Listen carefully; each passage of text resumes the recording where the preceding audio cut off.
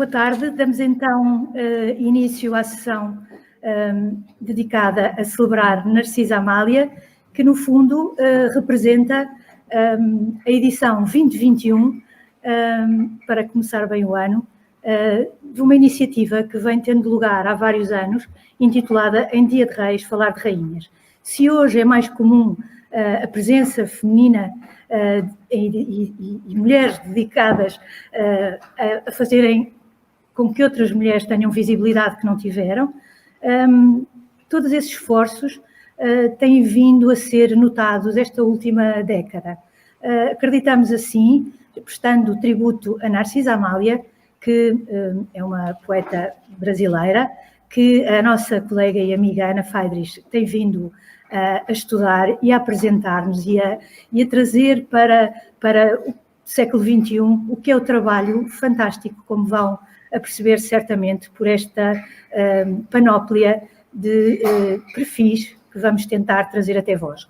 Num tempo de pandemia como foi este, que ultrapassámos em termos de mudança de ano, mas que ainda tem muito para contar, a cultura foi, porventura, uma das áreas mais afetadas, não só em Portugal, mas no mundo. É por isso que nós queremos começar por agradecer à doutora Inês Cordeiro, da Biblioteca Nacional, sua diretora, e também às colegas que permitiram que o livro, que hoje serve de mote para falarmos de Narcisa Amália, cujo tratamento de autoria foi dado a Ana Faidrich, portanto, cuja capa também foi utilizada para podermos fazer o nosso cartaz e os materiais de divulgação, como homenagem também à própria Narcisa Amália, que ao longo deste périplo que fizemos em torno dos dados recolhidos, nos pudemos aperceber, e por isso mudámos a capa e a cor da capa, que violeta, que é esta cor que aqui estamos e que eu hoje tentei também trazer para lembrar, diz respeito a um dado que acrescentamos agora. Isto é, Violeta era o nome da filha de Narcisa Amália. E hoje teremos a alegria de ter connosco, convidada por Ana Faidrich, a bisneta, como deixámos saber no início. Voltando um pouco atrás, porque as conversas são como as cerejas, e aqui estamos nós em tempo de castanhas, dizendo que a Biblioteca Nacional acolheu desde sempre a parceria que faz com que a coleção Senhoras do Almanaque se iniciou há bastantes anos atrás e agora edita, já podemos dizer o ano passado, o seu 7º volume, do qual se iniciou com o catálogo que inclui toda a produção que conseguimos localizar durante o projeto e a pesquisa que foi feita, coordenada pela professora Vânia Chaves, e a quem agradecemos também, que está connosco aqui agora, dando um grande abraço de parabéns ao professor Armando, que faz hoje anos e que nos últimos tempos, sempre que celebramos em Dia de Reis falar de rainhas, e já não vão sendo poucas, aproveito para dar um grande obrigada também ao Dr. Luís Pinheiro, que no apoio e na assessoria do Clepul tem sido pedra de toque para todas as iniciativas que temos vindo a trazer a público. Começando por, em Dia de Reis, falar de rainhas, em que lembramos Sofia de Melbreiner Anderson, no Espaço Grandela, na Biblioteca Museu República e Resistência, lá em 2014. Passámos também pelo arquivo fotográfico da Câmara Municipal de Lisboa, em 2015, onde lembramos Ana Maria Olsteinbeck, também Cláudia de Campos, primeiro Natália Correia, no Museu de Lisboa, aqui no Palácio Pimenta, antigo Museu da Cidade, no ano 2016, e aqui, com saudade, lembramos o recém-falecido amigo que deu um brilhantismo em termos musicais também a esta iniciativa. Na Biblioteca Nacional, em 2017, quando do Congresso sobre Cláudia de Campos, que dedicámos em 2017 este dia a essa escritora nascida no Alentejo. Passámos depois pela grande figura de Irene Lisboa, no Centro de Cultura e Intervenção Feminista em 2018 e, recentemente, na Casa do Alentejo, lembramos Flor Bela Espanca, essa grande voz da literatura portuguesa que passou fronteiras unindo literatura e música. E, portanto, o ano passado foi o tempo de, juntando, uma vez que as nossas parcerias são várias, como verão, não só no papel, mas que têm sido fundamentais para crescermos no tempo e no apoio. Ciomara da Costa Primo foi a cientista homenageada no encontro que decorreu no passado ano na Faculdade de Ciências da Universidade de Lisboa. Ora, se muitas foram as iniciativas, também muitas foram as belíssimas companhias que permitem que este evento se tenha realizado ao longo dos anos e não tenha ficado pelo caminho.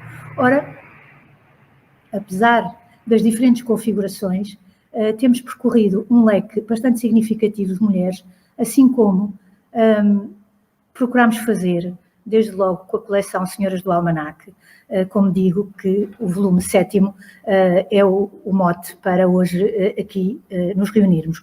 Não querendo tomar muito tempo, porque prometi à professora Ana Faidrich que assim seria, para dar voz àqueles que da autora mais sabem e da homenageada, por isso sou somente, digamos, um pivô, para não deixar cair aqui esta ligação Portugal-Brasil que tem unido quer a coleção, quer todas as outras iniciativas que temos vindo a trazer e a manter, como, por exemplo, as Mulheres em Imprensa Periódica ou o projeto em que colaboramos, tanto a Ana Faidrich como eu própria, que é coordenado pela professora Vânia Chaves, e que intitulado Portugueses de Papel. Mas hoje, focando aqui nesta nossa iniciativa e, portanto, além de ter dado os parabéns ao professor Armando, na medida em que, sendo marido da professora Vânia, ficou sempre privado de uma celebração como deveria ser feita e atempadamente, sempre chegando tarde a estas iniciativas e acompanhando-nos, portanto, daqui muito obrigada. O colega e amigo que só por si corporiza todo o movimento cultural português, do teatro ao canto, ao fado de Coimbra. Que mais poderia dizer? Carlos Carranca, um grande abraço na pessoa da sua mulher, pela saudade que nos deixa e pela companhia que sempre nos soube fazer e que não esquecemos. Só para lembrar alguns dos volumes que foram já editados pela Biblioteca Nacional de Portugal, em parceria com o CLEPUL e o CICS-Nova, Centro Interdisciplinar de Ciências Sociais da Universidade Nova de Lisboa, a que estou vinculada também, e que, para sintetizar, escolhemos que esta coleção não tivesse, digamos que, uma ordem, não tem uma numeração, mas ela corresponde a diferentes anos e, em alguns, coexistindo mais do que um volume. Portanto, sem ser com primazia, mas sim com a oportunidade que houve por alguns autores, quer da antologia, responsáveis pela compilação da antologia, quer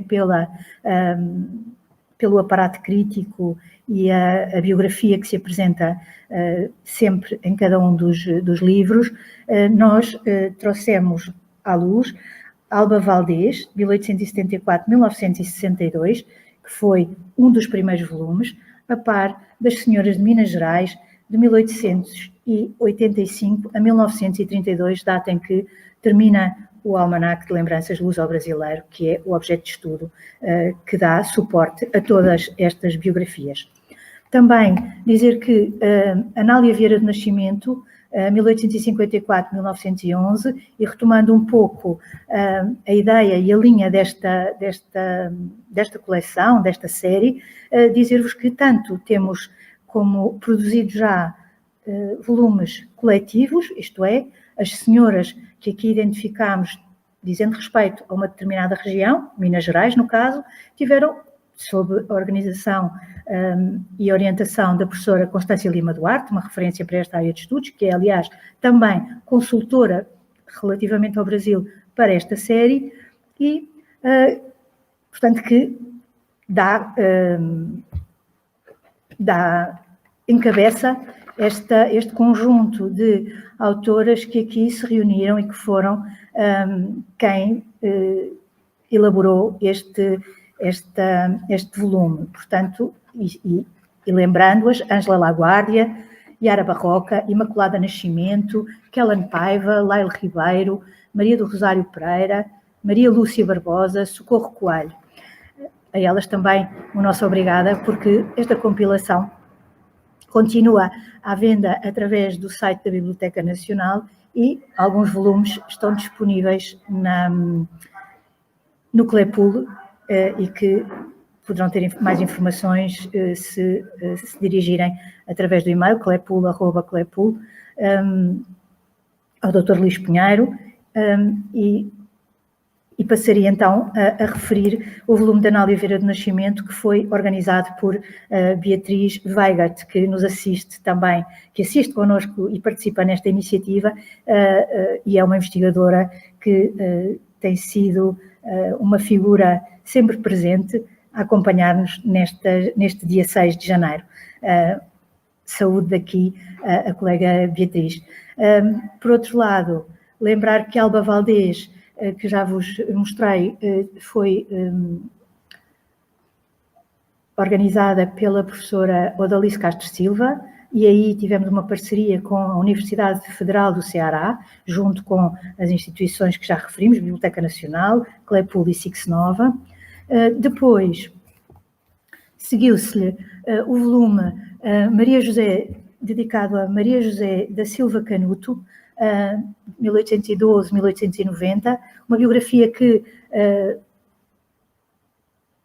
gritava por vir à luz na medida em que, importante como foi esta intelectual portuguesa, teve o seu trabalho destacado pela mão do colega Eduardo da Cruz, que tem sido presença também constante nos nossos encontros.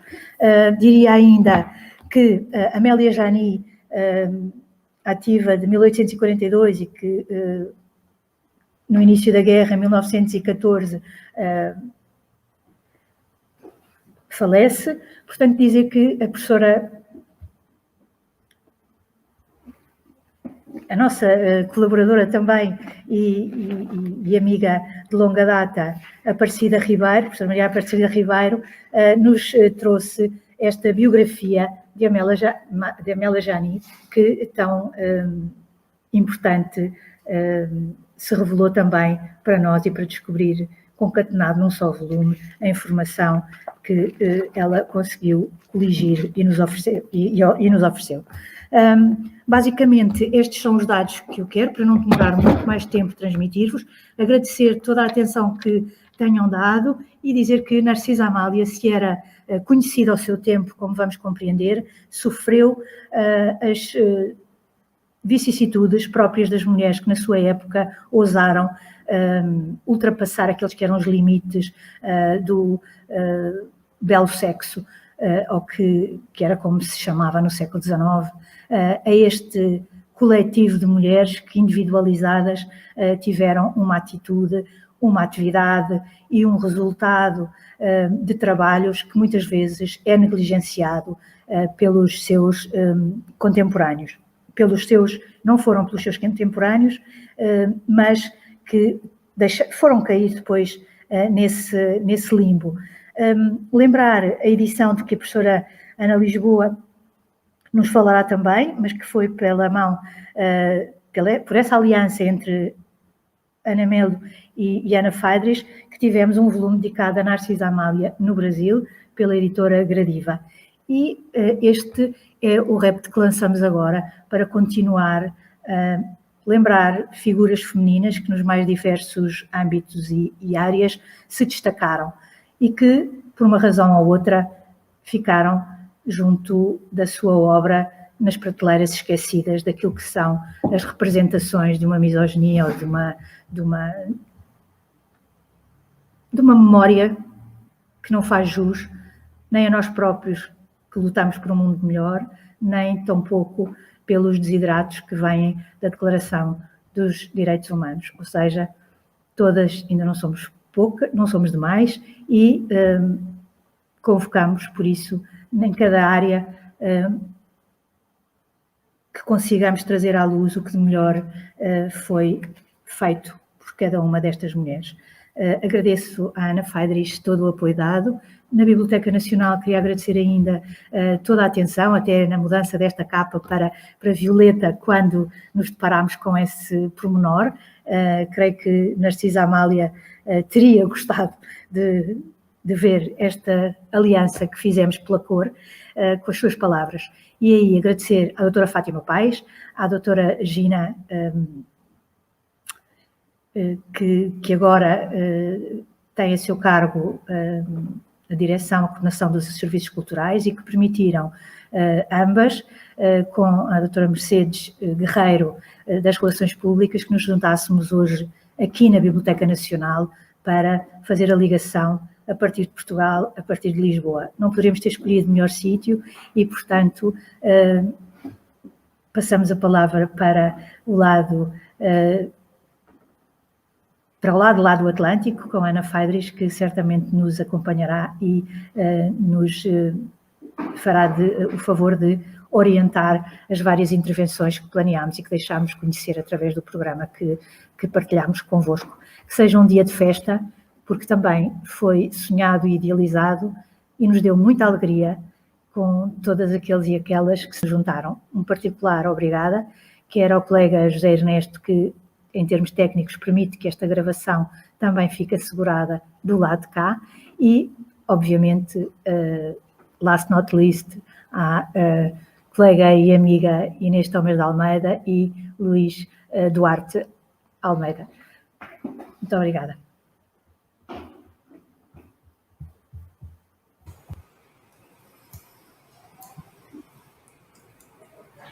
Obrigada, Isabel. Eu também gostaria de desejar uma boa tarde a todas e todos e fazer alguns agradecimentos antes de passar a palavra, então, para a professora Ana Maria Lisboa de Mello, que vai começar, então, a abertura do nosso evento, falando um pouquinho de Nebulosas, a primeira edição que fizemos de Narcisa Amália. Eu agradeço a Isabel Lousada pelo convite, o convite para a gente estar aqui hoje participando do Em Dia de Reis, falar de rainha e colocando Narcisa Amália como a grande rainha dessa tarde, né? Então, uma alegria imensa. Agradeço a Isabel também pela edição do livro, junto com a professora Vânia Chaves, né? Fizeram um trabalho incansável, né? Foram longas reuniões e debates para que esse livro ficasse o mais perfeito possível, né?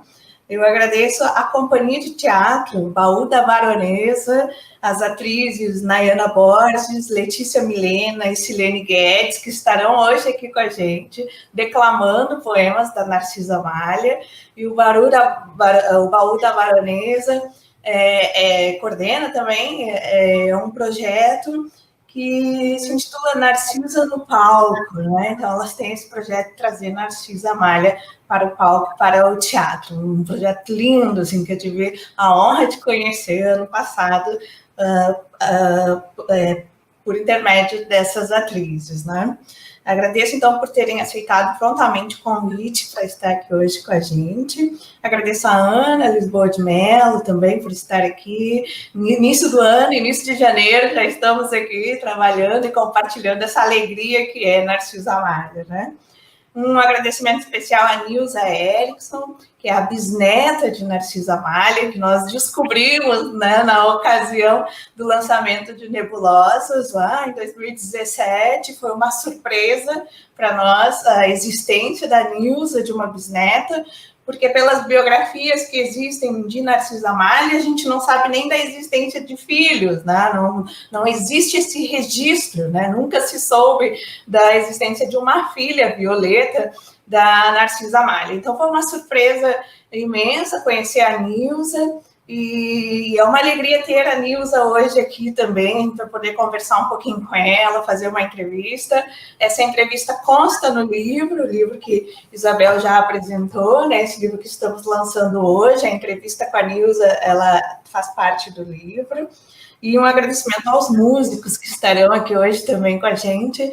E Isabel conseguiu organizar, trazer esse presente para a gente, que é poder escutar Narcisa Malha, escutar a modinha que foi feita do seu poema O Africano e o Poeta. Então, nós temos um prato cheio hoje, aqui para a tarde de hoje, né? Estou realmente muito feliz de já começar o ano com o pé direito, né? Com uma rainha, homenageando essa rainha. Então, eu passo a palavra agora para a professora Ana Maria Lisboa de Mello, e agradeço muito, Ana, por você estar aqui hoje. Então, estão ouvindo bem? Então, boa tarde a todos. Eu quero agradecer o convite, quero cumprimentar todos que estão aqui. Eu estou vendo a Vânia. Já mando um abraço para o Armando também, nesse dia de Reis, que é o dia do meu irmão também, que está de aniversário. Então, assim, eu queria só comentar um pouco. Eu acho que assim, a grande pesquisadora da Narcisa Malha é a Ana, que está pesquisando, já fez 2 livros sobre ela, e palestras e tudo, e foi assim, na verdade. Como eu dei aula em muitas universidades lá no Sul, e depois no Centro-Oeste também, antes no Centro-Oeste, depois no Sul, eu sempre fiquei um pouco intrigada, não que eu tivesse Foi aos poucos que eu, uma pesquisadora de Cecília Meirelles, fui me dando conta de quantas mulheres esquecidas. E fui falando para os meus alunos para estudarem, então, as obras dela. Em vez de fazer mais trabalhos, principalmente final de curso, que a gente chama TCC aqui, e também mestrado sobre autoras já conhecidas, que tem uma fortuna crítica imensa, então eu sempre fiquei procurando, vamos contribuir para a fortuna crítica brasileira, trabalhando com esses escritores esquecidos, às vezes até algum homem, né, esquecido, né, como foi o caso de um trabalho que eu tive sobre No Hospício, do Rocha Pombo, que é de 1900, que ficou esquecido, mas tem toda uma questão psicológica ali que se aproxima um pouco da escrita mais preocupada com o mundo interno, assim, que aparece na obra de muitas mulheres. Mas o que eu queria dizer é que daí, nisso aí, eu tive alunas que trabalharam ali, La Ripoll, que é uma poeta esquecida no Rio Grande do Sul, e a Ana trabalhou Albertina Berta, fez uma dissertação sobre Albertina Berta, que foi ótimo, e essa Albertina Berta, depois a Ana atualizou o romance Exaltação, que daí eu já tinha criado uma editora, porque a minha ideia de criar Gradiva foi justamente para publicar obras desconhecidas, e teria uma linha também latino-americana, porque tem muitas escritoras maravilhosas latino-americanas que também não entram no Brasil, e até consegui publicar um livro de uma autora, uma contista do Uruguai, porque também estão esquecidas, né? A gente sempre tem os mesmos nomes circulando de grandes escritores, né? Borges, todos, né? Garcia Marques e tudo outro. Mas tem muita mulher que está esquecida e que eu passei a trabalhar com elas, e também com mulheres que são imigrantes no Canadá, que vieram de outros lugares, do Haiti, foram para o Canadá. Então, assim, começou a fechar um conjunto de coisas que começaram, de repente eu me dei conta que, bom, a editora pode resolver isso, uma editora especializada, mais especializada, não exclusivamente, mas uma editora que pudesse dar essa visibilidade. E Gradiva foi o nome que eu achei, porque é um livro que eu me apaixonei quando eu li, do Jansen, porque Gradiva é uma mulher, a protagonista, que significa aquela que avança, e o nome pessoal dela, quando ela encontra um pesquisador um pouco endurecido assim para os sentimentos, lá em Pompeia, e o nome dela verdadeiro em alemão era Zoé, que é vida. Então, aquela que avança para a vida, eu achei que a Gradiva tinha tudo a ver, esse nome me atraiu muito. Então, a parceria com a Biblioteca Nacional do Rio de Janeiro, eu ainda estava no Rio Grande do Sul, quando a gente fez exaltação, e a Ana fez um estudo, aproveitando que ela tinha concluído a dissertação de mestrado, e atualizou o português, né? Então, foi feita essa primeira edição, e aí eu me entusiasmei quando eu vim para o Rio e pedi para... A Ana já estava pesquisando Narcisa Amália, conversamos, eu e a Ana, de novo, fez a atualização do texto, fez um pós-fácil, conseguiu mais material, inclusive um prefácio da primeira edição, que foi colocada na obra. Então, a obra tem o pós-fácio da Ana, que coloca uma visão crítica bem completa sobre ela, né? E depois ela faz ainda uma cronologia. Também foi preocupação dessa edição em colocar a tradução das epígrafes, porque os poemas de Narcisa são com epígrafes de escritores do mundo inteiro, assim. Ela era uma pessoa super culta, conectada, e a epígrafe dela, em outras línguas, várias, ela tinha a ver com o teor do poema, é bem aquele paratexto que o Genetti chama de paratexto, né?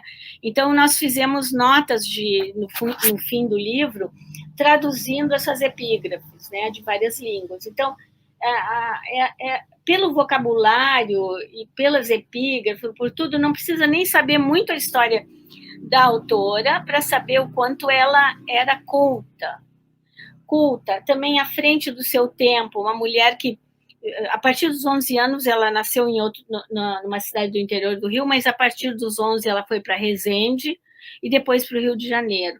Mas uma mulher que colaborou com muitos jornais, com a imprensa fluminense.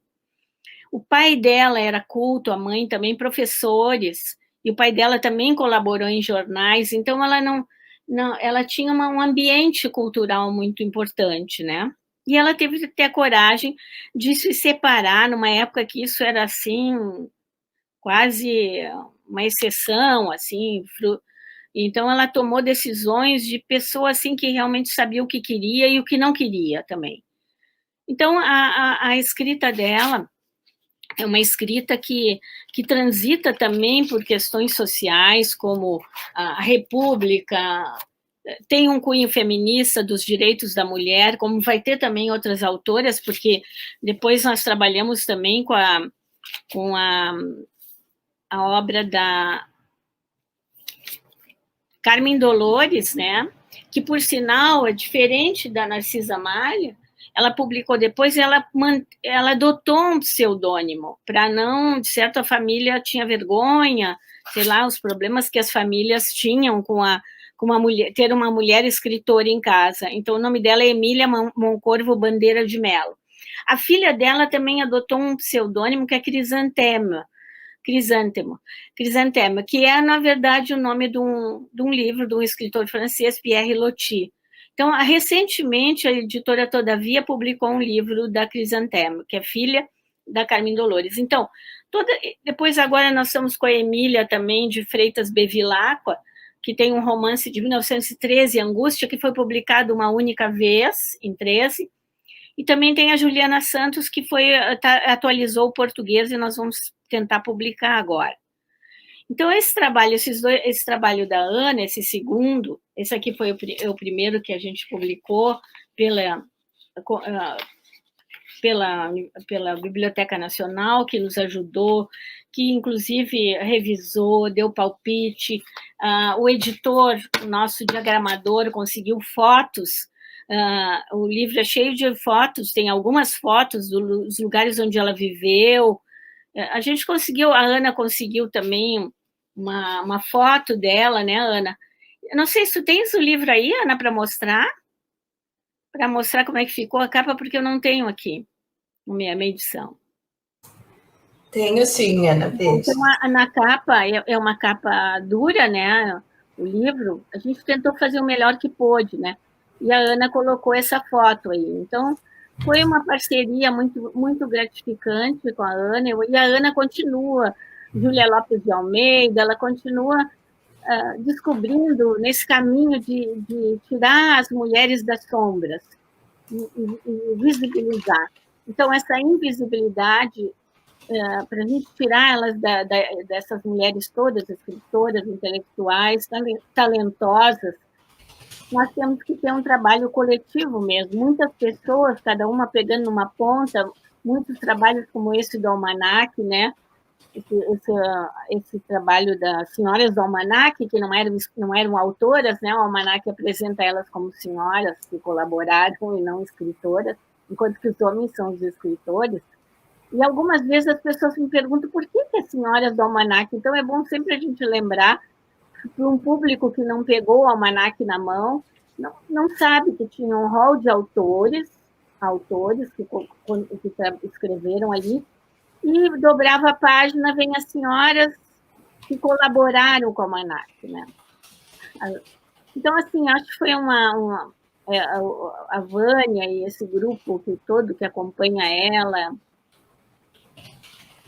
aí, que acompanhou, que todo esse trabalho é um trabalho, assim, realmente é um trabalho fundamental, né? A nossa historiografia, nossos manuais de literatura brasileira são sempre com os mesmos autores. Mesmo até os homens se repetem, né? Alguém que saiu um pouco, por exemplo, eu descobri um livro chamado A Festa Inquieta, do Andrade Muricy, que ele é conhecido apenas por ser um autor que pesquisou o simbolismo brasileiro. Ele fez 2 volumes, né? Panorama do simbolismo brasileiro. E, de repente, me cai nas mãos, descubro que ele escreveu A Festa Inquieta, em 1926, depois de uma ida à Europa. E é um romance, assim, muito intimista, né? Que a pessoa vai se tratar da tuberculose na Suíça, o protagonista, e aí ele reflete sobre o tempo, a morte, a temporalidade. Esse livro foi esquecido, mas ele ficou no nome da revista do modernismo brasileiro do Rio de Janeiro, que o nome da revista é Festa. Ali tem muitas mulheres, inclusive a Gilca Machado, que também é uma autora esquecida, e a Festa Inquieta, ele veio da Europa com o romance editado na Europa embaixo do braço, e quando essa corrente espiritualista do modernismo no Rio de Janeiro resolveu colocar o nome da revista de Festa. Eu sempre me perguntava por que Festa, se é uma corrente mais espiritualista e tal, por que essa revista tem um nome? Depois que eu descobri que era a Festa Inquieta, que é a festa do espírito, né? A inquietude do espírito, né? Então, esse romance é muito bom, mas também foi esquecido. Porque ele também, existe uma questão na literatura brasileira, que é o autor tem que falar, sempre teve, por falta de historiadores, de sociólogos, sempre teve que falar da nossa história, os fatos, acontecimentos históricos para ter valor, seguidamente, né? Então, o fato de que um autor é mais assim lírico, como a Cecília Meirelles, que fala de coisas transcendentes, ela foi discriminada por isso. Até que ela escreve e publica o Romanceiro da Inconfidência, e pela primeira vez no Brasil ela vai receber a acolhida da crítica. Mas diga-se de passagem que ela foi bem reconhecida em Portugal desde o início. Portugal deu para ela o lugar que ela merecia mesmo, né? Então, a gente acompanha a crítica portuguesa e vê que aqui não há repercussão no Brasil sobre a obra dela, a não ser depois da publicação de Romanceiro da Inconfidência.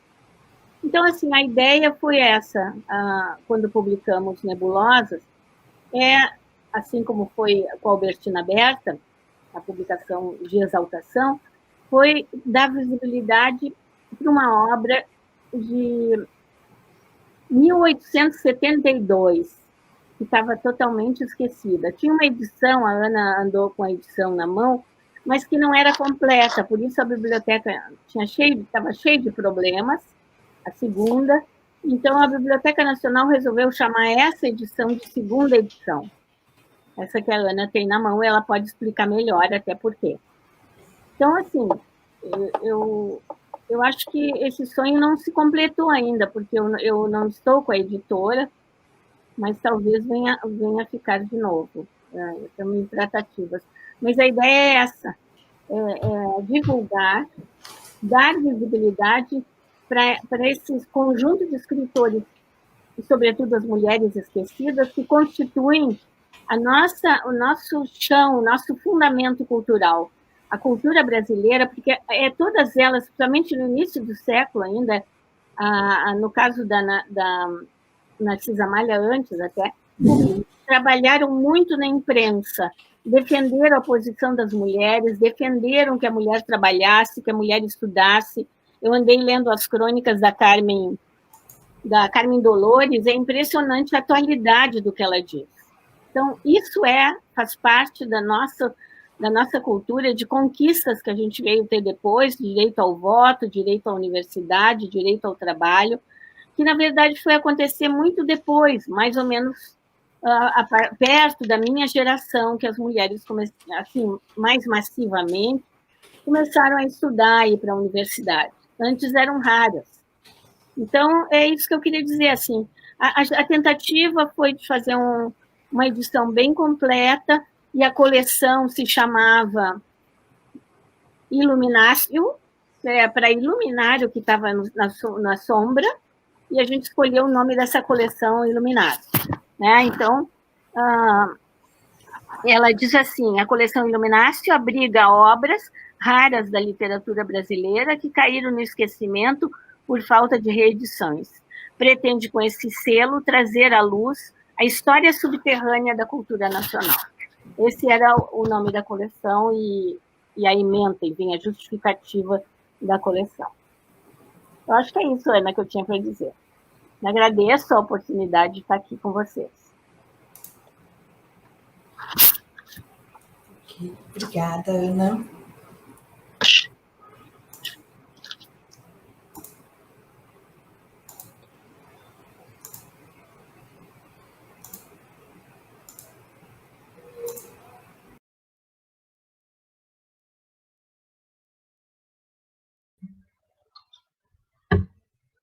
Nebulosas. No seio majestoso do infinito, alvos cisnes do mar da imensidade, flutuam tênues sombras fugitivas que a multidão supõe densas caligens e a ciência reduz a grupos válidos. Vejo-a surgir à noite entre os planetas como visões gentis a fluxo dos sonhos. Costumei-me a sondar os mistérios desde que um dia a flâmula da ideia, livre ao sopro do gênio, abriu-me o templo em que fulgura a inspiração em ondas. Um dia, no meu peito, o desalento cravou sangrenta garra. Trevas densas nublaram-me o horizonte onde brilhava a matutina estrela do futuro. Da descrença senti os frios ósculos, mas no horror do abandono, alçando os olhos com tímida oração ao céu piedoso, eu vi que elas, do chão do firmamento, brotavam em lucíferos corimbos, enlaçando-me o busto em raios mórbidos. Amei-as então. Ergui-me ainda mais da poesia. Desvendei as lagunas encantadas e prelibei delícias indivisíveis. Assim nasceram os meus tristes versos, que do mundo falaz fogem as pompas. Não dormem eles sobre os áureos tetos da terra as potestades que falecem de morbidez nos flácidos triclínios. Cortando as brumas glaciais do inverno, adejam instâncias consteladas, onde elas, nebulosas, pairam.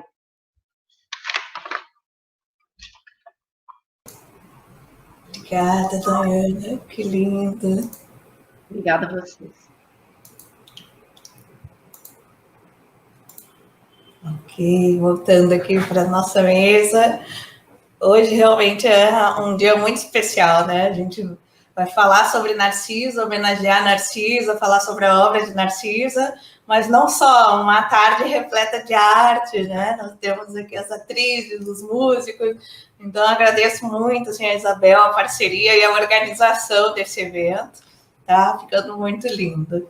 Também é sempre bom ouvir a Ana Mello, né? Que a gente tem uma parceria aí de anos, e não só das escritoras, como ela bem disse, né? Também nós temos escritores que foram apagados e esquecidos. Mas hoje é uma tarde, né, Isabel, de rainhas, né? Para homenagear as rainhas, né? Em Dia de Reis, falar de rainhas, de Narcisa Malha é a nossa grande homenageada hoje aqui. E também um evento, né, contando aí com a participação de pesquisadoras mulheres, investigadoras mulheres, atrizes, né? Então a gente está em boa companhia aqui para falar de Narcisa Amália. Eu vou falar brevemente, então, sobre esse novo livro, né? A Ana falou sobre Nebulosos, que é essa edição de 2017, que é o livro que nós reeditamos da Narcisa Amália, que é um livro com 44 poemas, publicado por Narciso em 1872. Mas hoje, então, a gente vai falar dessa nova antologia, né, que a Isabel bem mostrou, na cor violeta, que é o nome também da filha de Narcisa Amália, e hoje vamos falar um pouquinho mais sobre essa filha, e com a bisneta aqui, com a Nilza, né? Vou falar um pouquinho, então, desse livro que nós estamos também lançando aqui hoje. E esse livro não seria possível sem a Isabel Lousada e a Vânia Chaves, né, que fizeram uma edição impecável. É muito difícil trabalhar com textos do século XIX, não é um trabalho fácil, porque a gente tem que fazer várias decisões editoriais, que às vezes fogem ao nosso alcance de pesquisadora. Né? Então, tem uma linguagem que é diferente, um vocabulário que é diferente, uma pontuação que é diferente. Em alguns momentos, a gente precisa se reunir para decidir o que vai fazer, o que a gente vai fazer aqui, porque o público é o público do século XXI e que tem que entender aquele texto, né? Aquele poema tem que fazer sentido para o leitor de hoje, né? Mas, ao mesmo tempo, é um impasse, porque a gente também não quer mexer muito no original, a gente quer manter o original. Então, Isabel e Vânia têm, assim, muita experiência, né, já com o trabalho desses manuscritos, desses originais, dessas fontes primárias do século XIX, desse período oitocentista. Então, acabou que o livro, assim, ficou muito bem cuidado, muito bem cuidado. Eu estou muito feliz, eu recebi o livro aqui, a Vânia me enviou. Ficou uma edição muito bonita do livro, e também com fotos, né, com anexos. Aqui, essa foto aqui ficou lindíssima aqui no início do livro, né? No final, nós temos anexos, tem uma fotografia que é inédita, que foi a Nilza que me deu a época do lançamento de Nebulosas, que é a fotografia, vou até fazer assim para ficar melhor, deixa eu ver aqui a câmera, com a filha Narcisa Amália, e aqui está a Narcisa, e aqui está a filha de Narciso. Então, essa é uma foto inédita que tem aqui no livro, que faz parte do acervo pessoal da Nilza, da bisneta da Nilza, né? E a filha, então, se chamava Alice Violeta.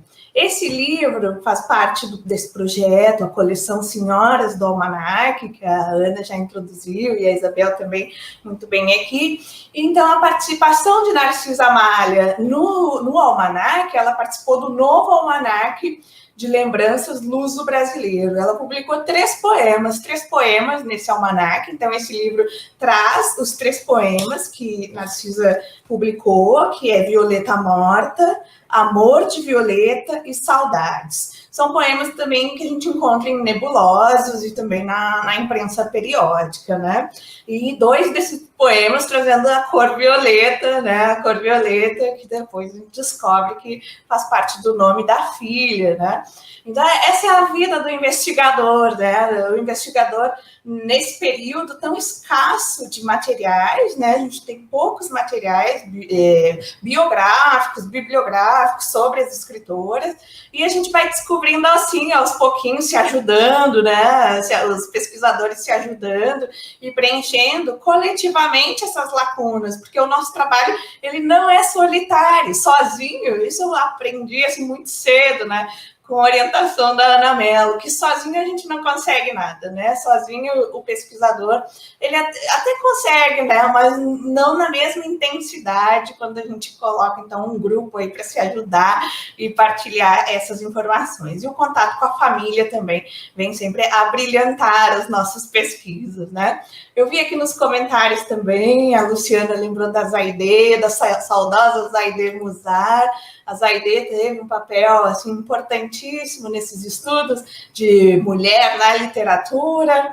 com a construção da editora Mulheres, né, com a reedição de muitas obras. Então, realmente, a Zaide deixa muita saudade, mas também deixou o exemplo para a gente, o exemplo para que a gente siga nesse trabalho, que nem sempre é fácil, trabalhar com reedições, né, de obras, né, mas que a gente tem esse exemplo aí também para seguir e dar continuidade a esse processo de visibilidade para as escritoras do século XIX, início do século XX, que foram injustamente apagadas da história da literatura. Esse é um ponto que eu gostaria de falar aqui, esse injustamente apagadas. Por que injustamente apagadas? Porque hoje, a gente já estudou muito essas escritoras, né? Tem estudos aí desde os anos 80, né? Investigando, estudando o teor dessas obras, né? A qualidade literária e estética dessas obras, né? Não só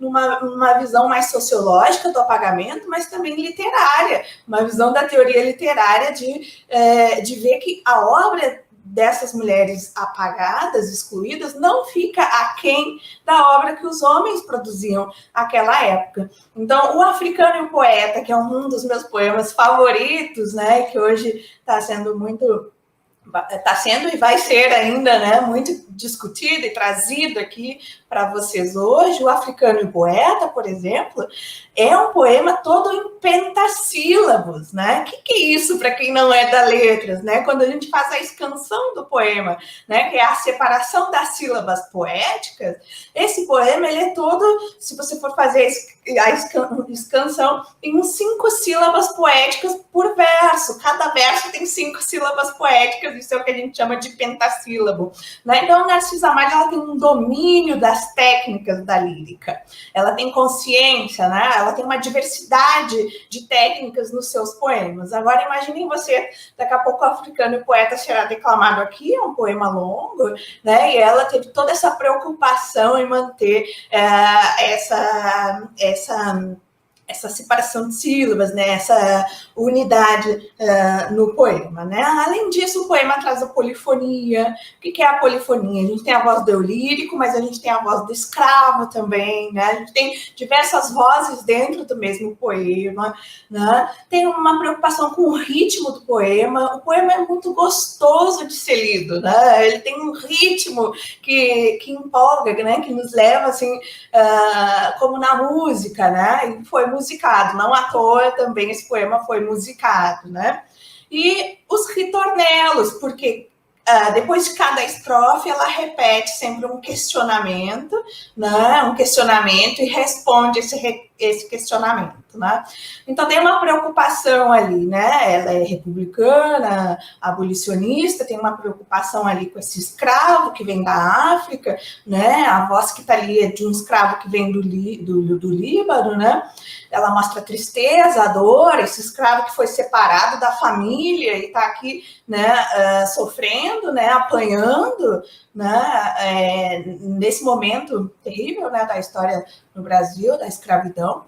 E tem também ali uma preocupação com a função do poeta, porque, como vocês verão daqui a pouco, ela faz uma pergunta, né? Quem é que sente a dor do escravo, né? Quem é que ouve o escravo, né? E quem é que está dando atenção para o escravo, né? E a resposta dela é sempre o poeta. O poeta é aquele que tem a sensibilidade, né? Que entende o escravo, entende a dor do escravo, né? Então ela traz também aí uma metapoesia, assim, pensando a função do poeta, isso tudo num único poema. Então não é pouca coisa, né? Então deixar a Narcisa Amália de fora da história da literatura é uma injustiça, né? É uma injustiça, e hoje a gente está aqui, então, nessa parceria incrível, né? Nessa parceria coletiva aqui, trazendo à luz e homenageando, então, Narcisa Amália, também com a publicação desse livro, né? E para finalizar, então, gostaria de dizer que, além dos 3 poemas que foram publicados no novo Almanaque de Lembranças Luso-Brasileiro, aqui a gente também colocou outros poemas que estão em nebulosas, por exemplo, poemas que foram publicados na imprensa periódica. Tem um poema chamado Perfil de Escrava. Esse poema Perfil de Escrava, ele foi publicado no jornal Fluminense, ele não está em nenhum dos livros de Narcisa, né? Então, ela tem alguns poemas esparsos que a gente pode resgatar. E trouxemos também textos em prosa, cartas que ela trocava e textos críticos que ela escrevia, né? E é nesses textos em prosa que a gente vê assim, o feminismo de Narciso Amália. Esse feminismo ele não fica muito claro nos poemas, né? Mas nos textos em prosa, ela tem uma voz bem ativa, preocupada com a educação das mulheres, preocupada com a profissionalização, com a emancipação das mulheres, a igualdade de direitos que a gente luta até hoje no século XXI, né? Essa não é uma luta vencida, conquistada, né? A gente continua aí passando por intempéries na nossa sociedade, que ainda é um patriarcal e machista, né? E essas escritoras, essas pioneiras, a gente deve muito, muito a elas, né? E, por fim, então, a entrevista que nós publicamos com a bisneta, né? Essa entrevista também inédita que está aqui, e hoje a gente vai reproduzir um pouquinho aqui para vocês, né? Então, por hora, é isso que eu tenho para dizer, eu agradeço a atenção, e vamos dar continuidade, então, à nossa tarde literária. Né? Obrigada.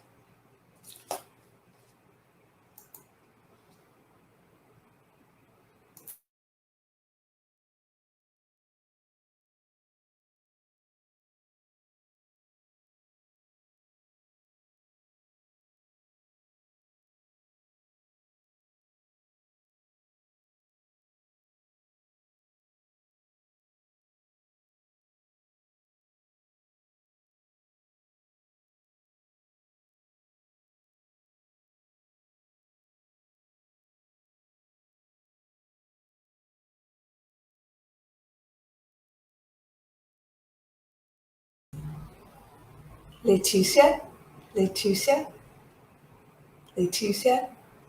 Tem que ligar o microfone. Por favor, começa de novo. Obrigada. Sadness. Meu anjo inspirador não tem nas faces as tintas coralíneas da manhã. Não tem nos lares as canções vivaces da cabocla pagã. Não lhe pesa na fronte deslumbrante coroa de esplendo e maravilhas. Nem rouba ao nevoeiro flutuante as nítidas mandilhas. Meu anjo inspirador é frio e triste. Como o sol que enrubesce o céu polar.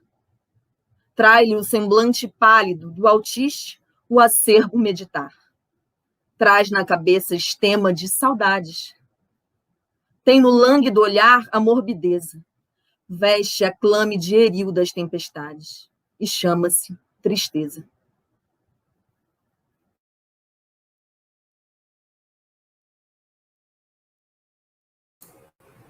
Obrigada, Letícia. Esse poema é realmente muito bonito. Foi uma bela escolha. Bom, então eu tenho a alegria de chamar aqui para conversar com a gente a bisneta de Narcisa Amália, Nilza. Nilza, bem-vinda. Vamos ver se está tudo certinho, você está nos escutando. Pode ligar o microfone. Tá me ouvindo? Oi, Nilza, sim. Oi. Deixa eu ajeitar aqui as nossas câmera, imagens. Ok, agora sim. Agora eu apareci. Bem-vinda, Nilza, que bom. Saudade,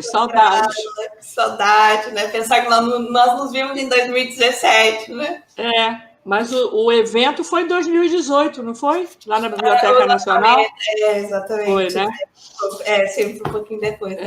Então, estou muito agradecida de novo a esse convite, né, que também, né, retirou, né, de uma situação, de uma intimidade, né, com a Narcisa, que era, né, a bisavó dentro da família, e que se tornou, né, agora pública, né? Então, levar ela a público essa intimidade que nós guardávamos, e eu guardava o livrinho original, né, da publicação, que já estava se desfazendo, assim, e foi, não sei se você lembra, na época, eu te contei, né, que alguma coisa estava, né, me chegando, né, sobre a Narcisa, porque eu peguei esse livrinho e levei para o editor de 7 Letras, que é meu amigo, e para pedir a ele para fazer uma edição que eu ia pagar, eu ia custear uma edição, porque as páginas desse original que eu tinha 2 originais, estavam se desfazendo, né? E ele me disse, então, tá, eu vou mandar digitar, porque só a proximidade com esse papel que está se desfazendo, eu já entro em crise alérgica, assim, radical. Então, eu deixei com ele esse original para ele mandar digitar e, então, começar a pensar numa reedição. Quando você se comunica comigo, dizendo que já estava com uma edição pronta. Foi, assim, né, uma surpresa, né? Parece que estávamos, né, conspirando no universo a favor de trazer Narcisa Amália mais uma vez a público, né?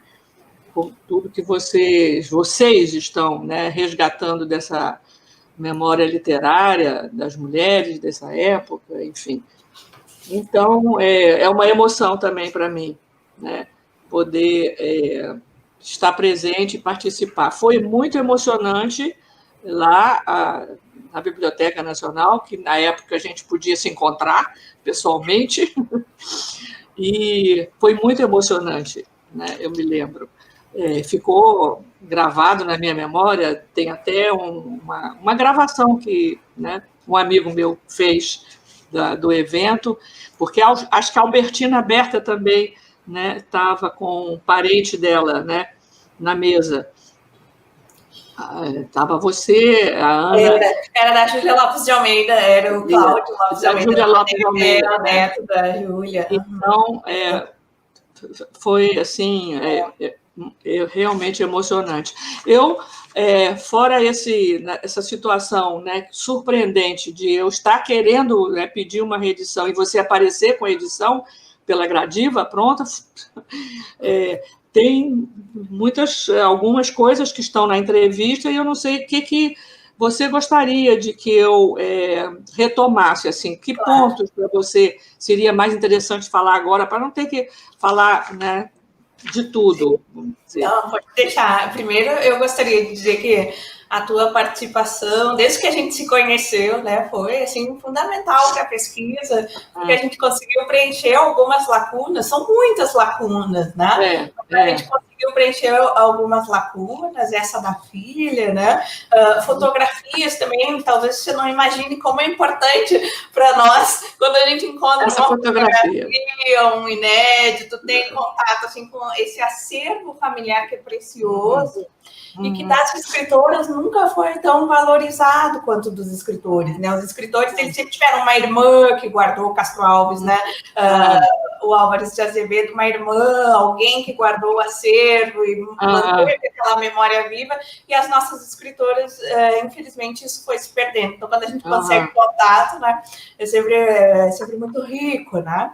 A Juliana está perguntando aqui como é que foi o contato com a família, né, com a Nilza. Então, a Nilza já respondeu, né, foi na ocasião do lançamento, e a Nilza entrou em contato com a Gradiva, foi com a Gradiva, né, que aí você entrou em contato sabendo da reedição, a gente marcou um café, fomos tomar um café, conversar sobre a Narciso, né? Foi. Desde então, não nos separamos mais, né?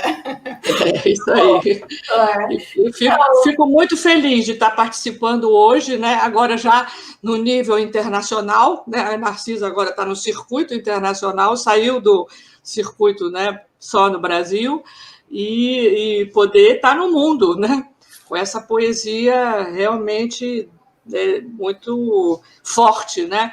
Eu acho que uma característica dela, que eu nunca conheci pessoalmente, mas o que, né, minha avó, né, que era Alice Violeta, mas era conhecida como Dona Violeta mesmo, só para confirmar que essa cor escolhida, né, de fato, correspondeu, né, à minha avó Violeta.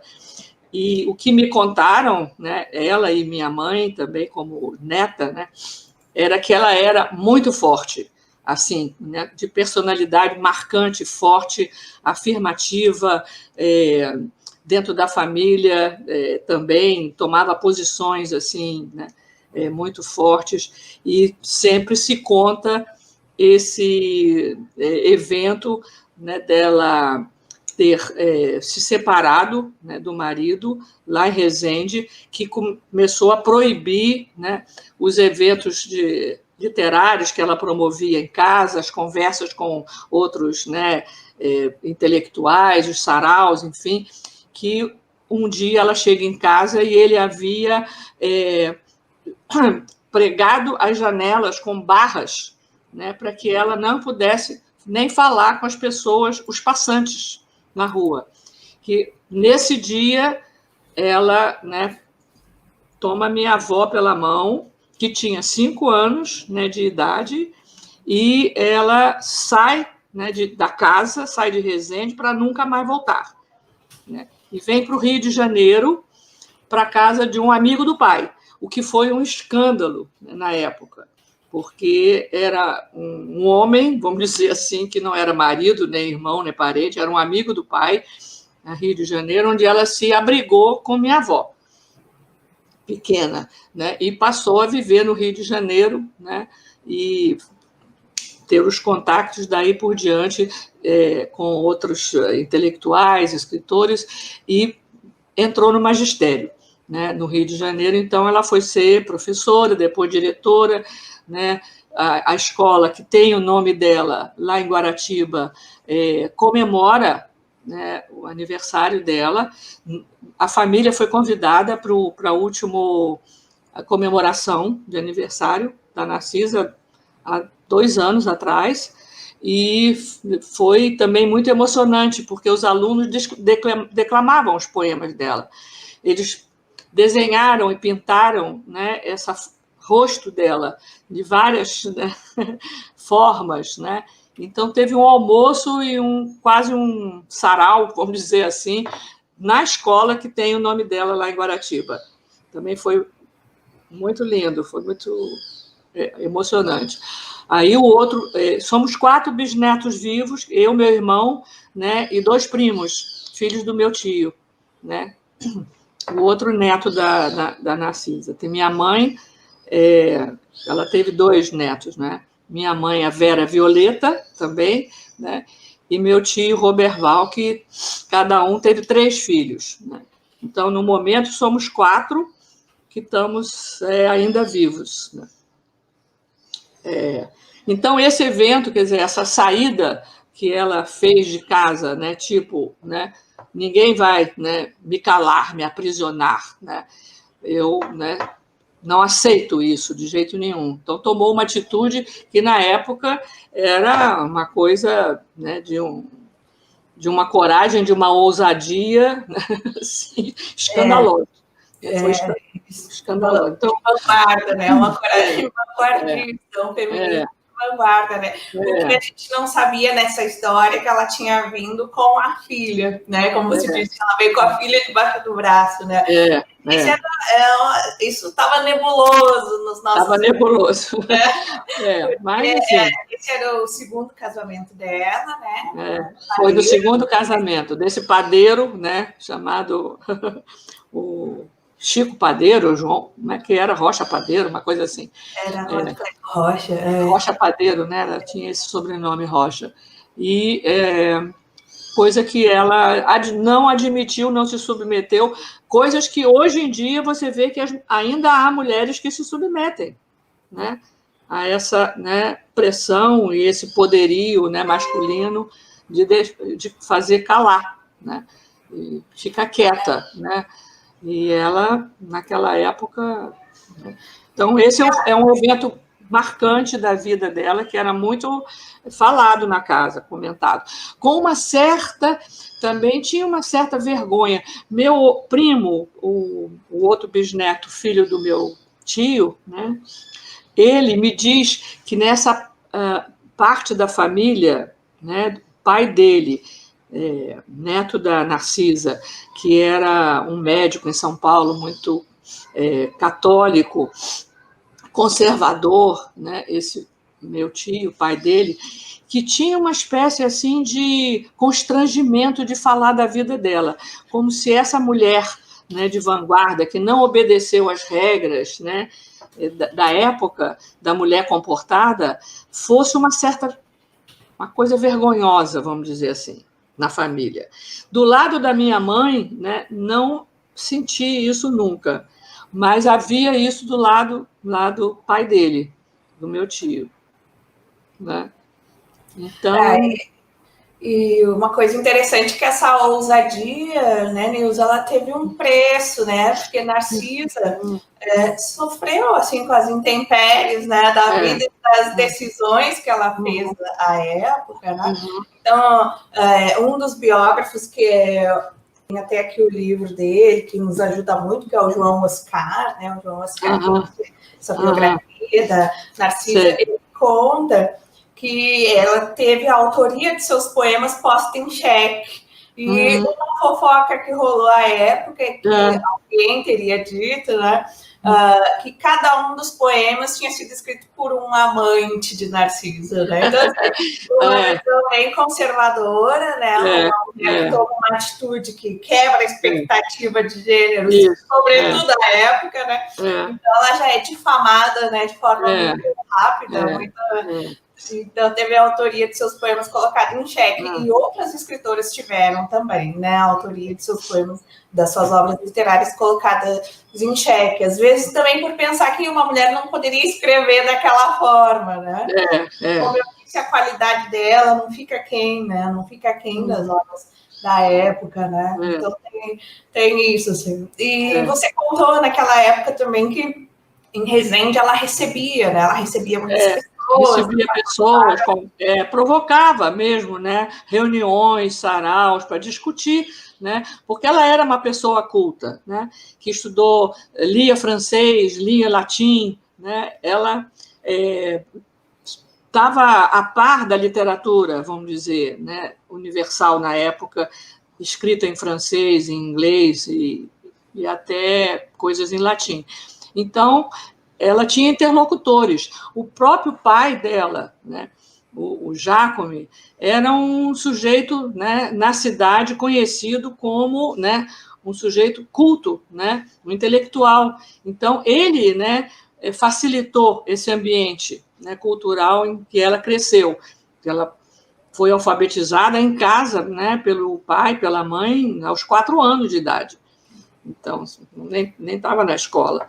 Então, de modo que ela queria promover esse centro, né, cultural de, né, interlocução com outros, mas não foi para frente porque o marido, né, resolveu calar.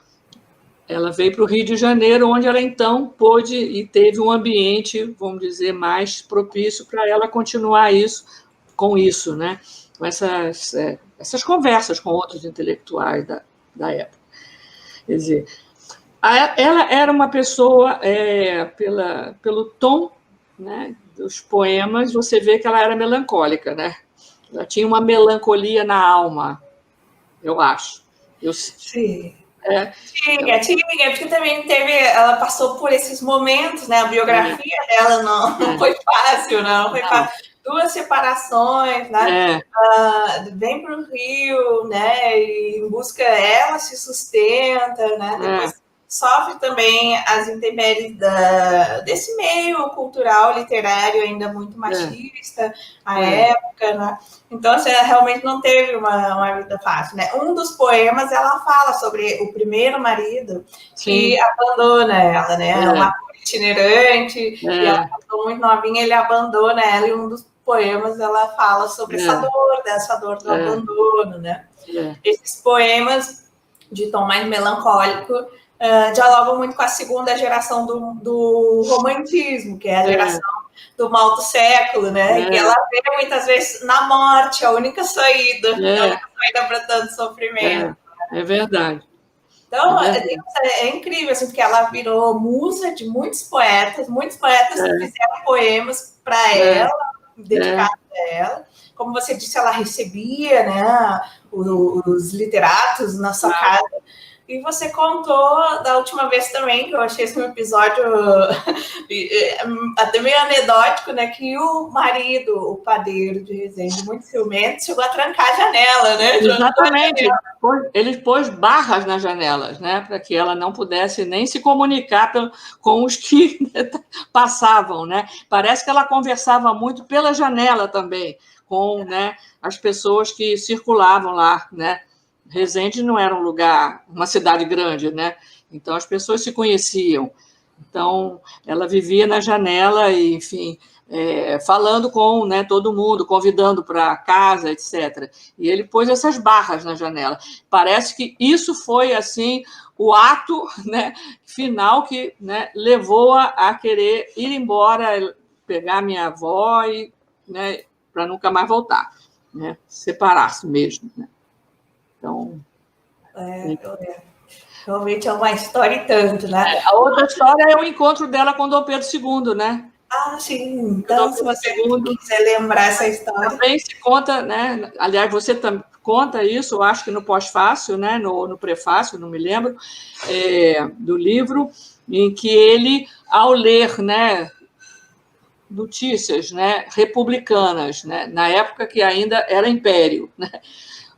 Uma jovem, tão jovem, né, que ele disse, eu quero conhecer esta ousada jovem que, né, fala a favor da República, né, e quero conhecê-la. Assim como o pai dela também era um sujeito que tinha lá um prestígio na cidade, ele foi à cidade, né, o pai dela foi laureado lá como educador, porque ele fundou duas escolas, né? Ele e a mulher fundaram a escola lá em Resende. Então, ele quis conhecê-la, né? E foi tomar chá com ela. E parece que foi muito amistoso o clima, né, desse encontro dela com o imperador, que quis ver, né, quem era essa jovem que teve a coragem, né, de, né, publicar coisas contra, né, a República, contra o Império, né? E, enfim, então, esse foi um outro episódio muito comentado, né? Também, né? E para finalizar, então, Nilza, teria assim, duas perguntinhas, né, para você falar para a gente um pouquinho.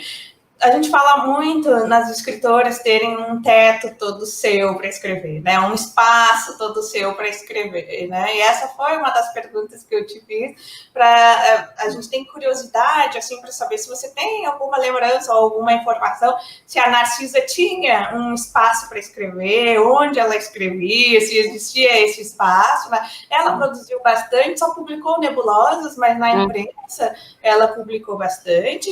E também, se você quiser finalizar, então, dizendo assim, o que ficou para você. Você falou que tem a primeira edição de 1872, essa foto que você compartilhou para nós, que é uma pintura, né? Então, se você quiser falar um pouquinho, e depois você fica à vontade, aí, se quiser compartilhar o poema que você fez.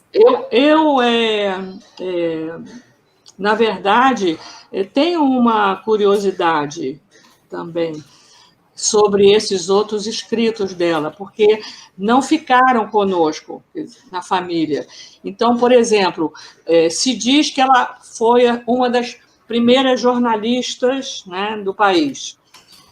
Na época, não me parece que o jornalismo era profissional, né? Quem escrevia não era necessariamente, né, considerado como, hoje, atualmente, o jornalismo como profissão, né? Mas ela escreveu, né? Que você diz que está nesse novo livro editado aí, que eu vou querer ler, porque eu nunca tive acesso a esses textos dela, né? Como jornalista, ou essa prosa dela, né? Então, eu tenho essa curiosidade de saber, né, se você considera isso que dizem, ela foi uma das primeiras jornalistas do Brasil? É o dado que a gente tem, né? Porque ela publicou muito jovem nos jornais, né? E o pai dela criou jornais também, né? Foi um editor de jornais. Então, ela tem uma participação ativa na imprensa periódica e por isso que se considera a primeira jornalista do Brasil, né? Mas, claro, falar em primeira é sempre um risco, né? Porque pois é. É sempre passível de encontrar outra antes, né? Mas sim, ela teve uma produção importante na imprensa. Eu não tenho notícias assim de que ela tinha um gabinete, por exemplo, né, de trabalho onde ela se sentasse.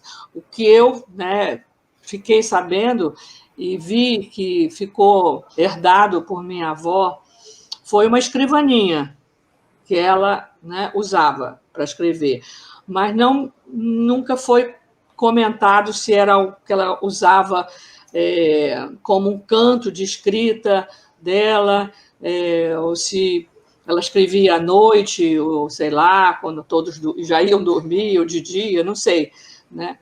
Mas esse processo da escrita, de fato, eu não sei.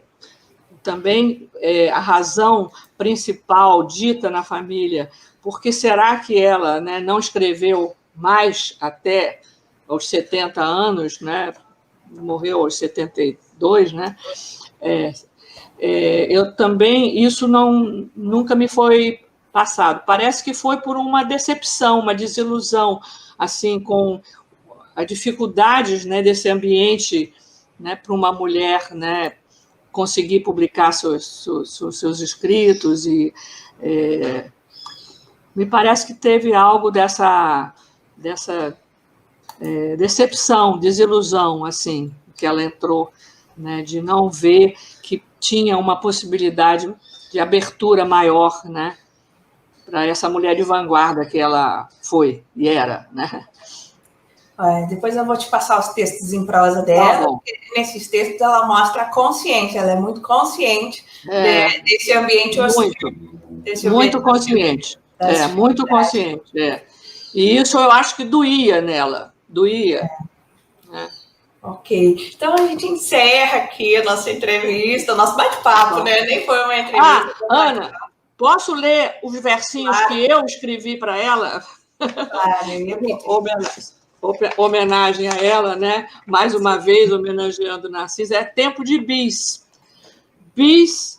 bisavó, a bisavó Narcisa, rompendo grilhões no ímpeto audaz, em sua época não conto mais, aqui, mais uma vez, com emoção incontida, ouço hoje aquela voz emudecida ressoar viva entre nós. Obrigada, Nilson, muito obrigada por esse poema, por essa participação, por abrilhantar as nossas pesquisas. Eu agradeço essa participação, que eu vou continuar ouvindo, e esse convite, e a todas essas pessoas que eu, algumas não conheço, mas gostei muito de ficar conhecendo também. Ok, obrigada. Tchau.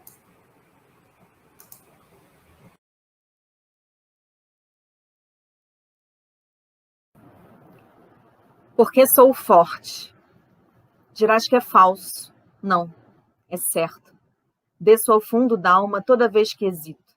Cada vez que uma lágrima ou que um grito trai minha angústia, ao sentir que desfaleço. E toda assombro, todo amor confesso.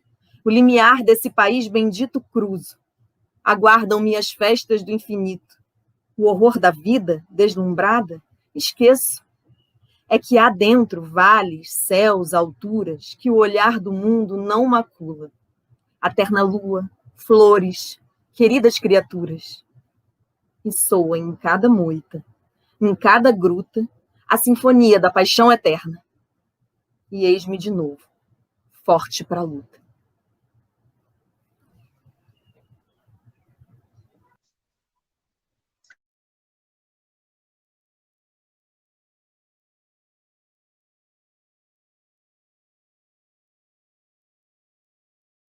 clarão, na lágrima ardente que escalda-lhe o rosto, de imenso desgosto silente expressão, quem pensa? O poeta, que os carnes sentidos concerta aos gemidos de seu coração. O africano. Deixei bem criança meu pátrio valado, meu ninho embalado da Níbia no ardor, mas esta saudade que meu túbido anseio lacera-me o seio sulcado de dor, quem sente? O poeta, que o Elísio de Serra, que vive na terra de místico amor. Roubaram-me ferros, a ferve dos braços, em rígidos laços sulquei vasto mar, mas este queixume do triste mendigo, sem paz, sem abrigo, quem quer escutar? Quem quer? O poeta, que os térreos mistérios aos passos sidérios deseja elevar. Mais tarde, entre as brenhas, reguei 1000 searas, com as bagas amaras do pronto revel. Das matas caíram 100 troncos, 1000 galhos, mas esses trabalhos do braço novel, quem vê? O poeta, que inspira em arpejos aos lúgubres beijos de forma cruel. Meu Deus! Ao precito, sem crenças na vida, sem pátria querida, só resta tombar. Mas quem, uma prece, no campo do escravo, que outrora foi bravo, há de triste rezar? Quem há de? O poeta, que a lousa obscura, uma lágrima pura, sempre vai orvalhar.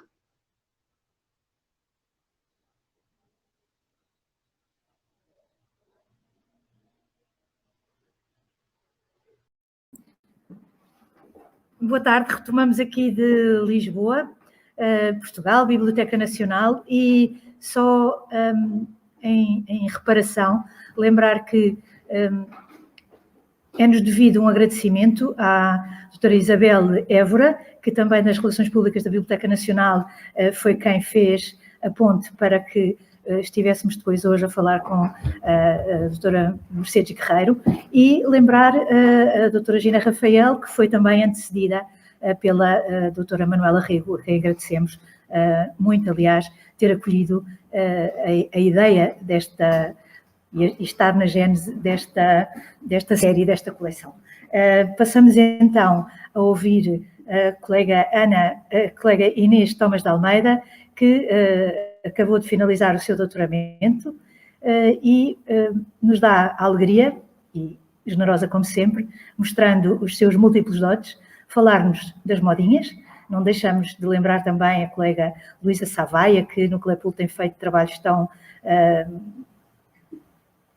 interessantes e que nós divulgamos, e desta vez tivemos esta generosa participação que esperamos apreciem como nós. Os nossos agradecimentos, como fizemos no início, aos músicos que se seguirão na performance da modinha e que do século XIX nos transporta, e em Portugal, muito provavelmente a primeira vez que é ouvida no século XXI.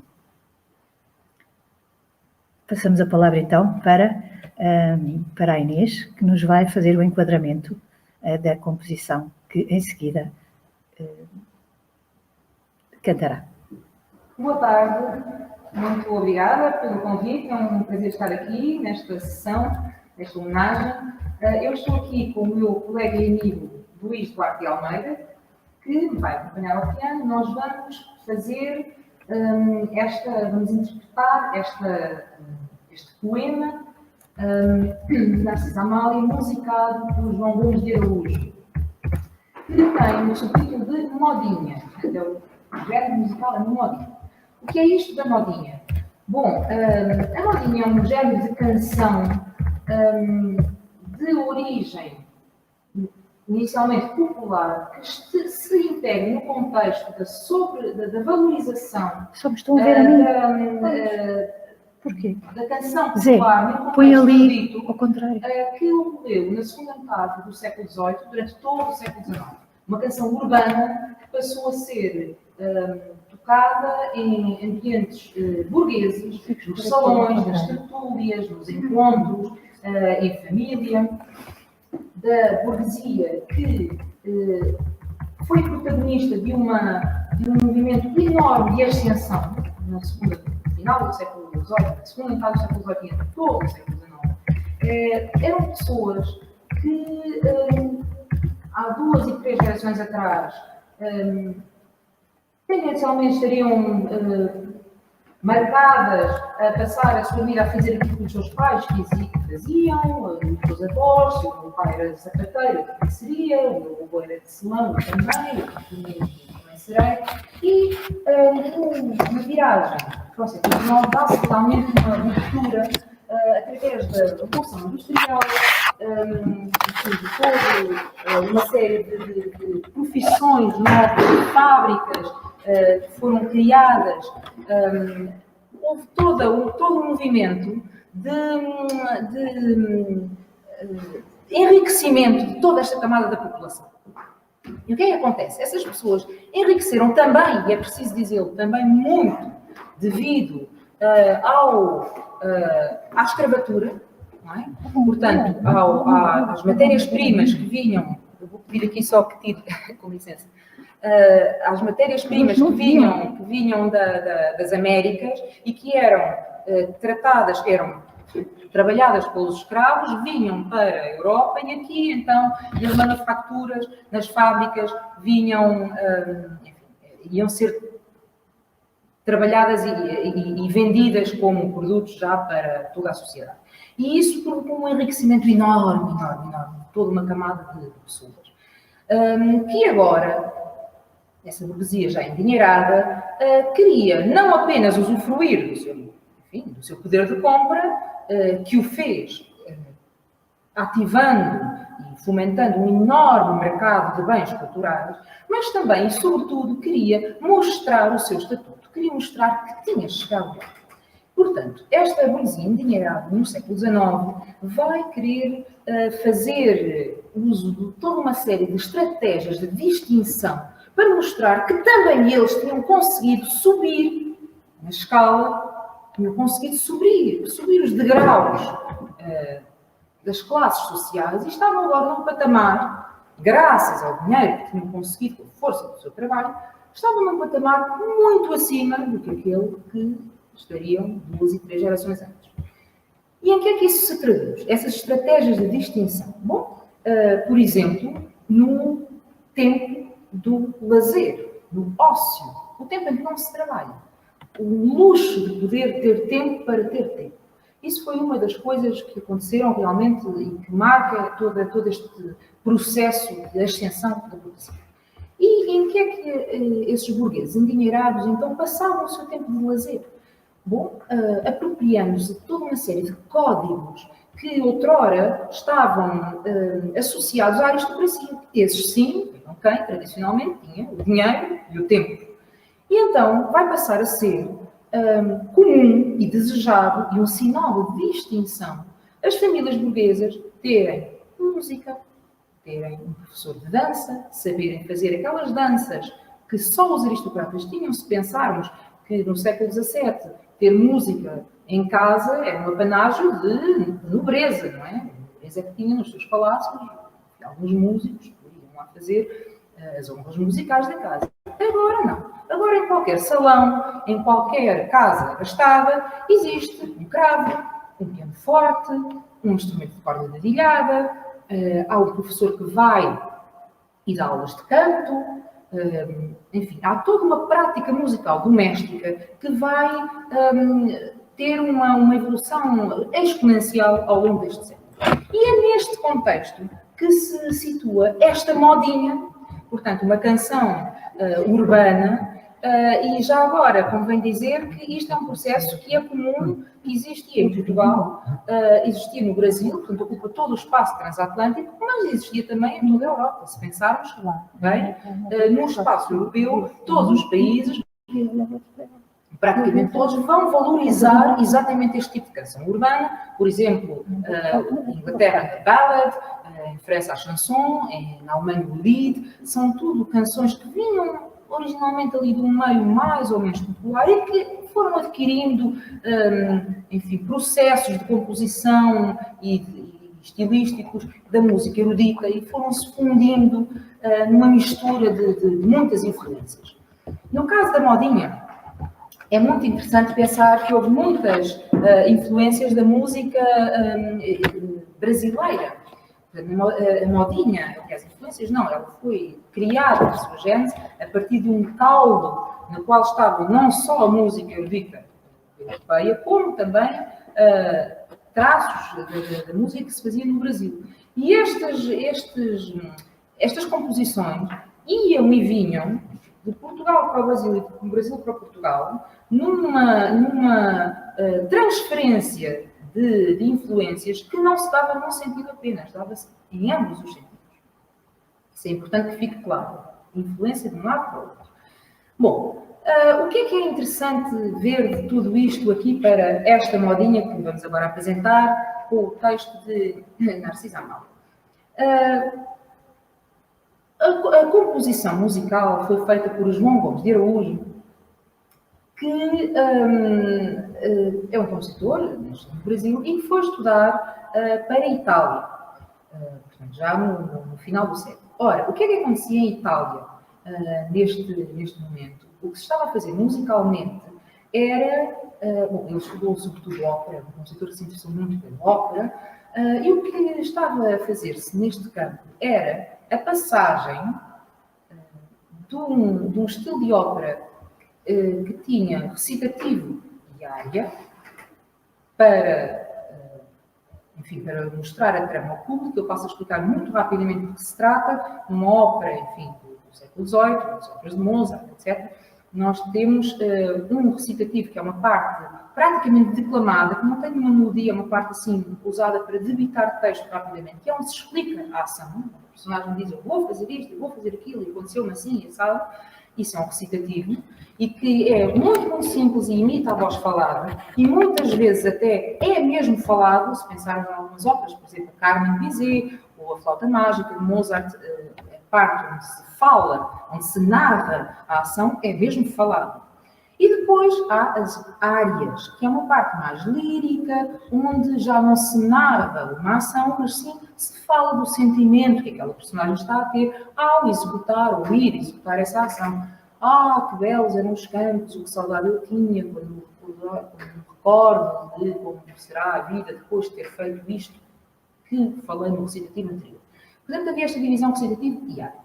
Ora, no final do século XIX, em Itália, já na segunda metade, o que está a acontecer é que termina essa divisão e passa a haver algo mais fluido, que serve os propósitos dramáticos, românticos, estamos em pleno romantismo, e que se trata de áreas, de cenas, toda uma cena. Em vez de eu ter uma divisão narração, contemplação, digamos assim, recitativo, área, eu vou ter uma cena em que a personagem ora canta, ora narra, ora fala, enfim, há toda uma criação de ambientes.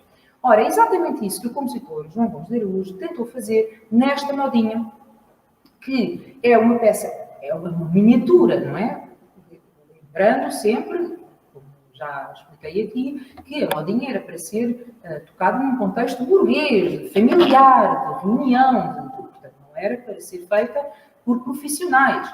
Houve muitas modinhas que, pela sua popularidade, chegaram até aos teatros de ópera. Mas, enfim, o público-alvo, a ideia da modinha, era ser feita num contexto de prática doméstica. E então tinha que ser algo adequado a ser tocado e cantado por pessoas que não tinham uma formação profissional. Mas o compositor pegou nesta ideia da cena para musicar este poema da Narcisa Amália. Então, o que é que ele fez? Ele pegou no texto que ouvimos agora declamado e que, como tiveram ocasião de escutar, narra a vida de um escravo, não é? Os horrores e as vicissitudes daquela vida, de ter sido levado da sua terra natal, dos grilhões, das correntes, da vida de trabalhos que teve, e, enfim, no fim de tudo, só lhe resta a morte para poder descansar. E tudo isto é sempre interpolado por momentos em que aparece o poeta, a poesia, como a única saída quem é que vê estas coisas do escravo? Quem é que valoriza? Quem é que se dá conta desta injustiça social que estava a ser aplicada àquele escravo? Era o poeta. E então o compositor faz dois ambientes diferentes. Pega numa parte, na parte da narração, da narrativa da vida do escravo, e depois um ambiente diferente cada vez que estamos a pensar no poeta. Musicalmente, eu vou fazer um pequeníssimo guia de audição para depois, quando fizermos a música, prestarem atenção. Musicalmente, temos o seguinte: temos uma primeira parte num compasso quaternário, que dá uma certa ideia de repetição. Eu vou pedir aqui ao Luís que me toque, por favor, este compasso aqui no início.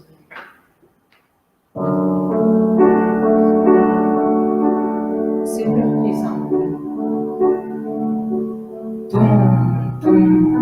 Portanto, há aqui uma repetição, um peso, uma carga, uma carroça que vai, que está sempre no mesmo lugar. Muito obrigada. É este material musical sobre o qual é cantada a parte da vida do escravo, dos trabalhos do escravo, sempre em repetição, sempre em exaustão.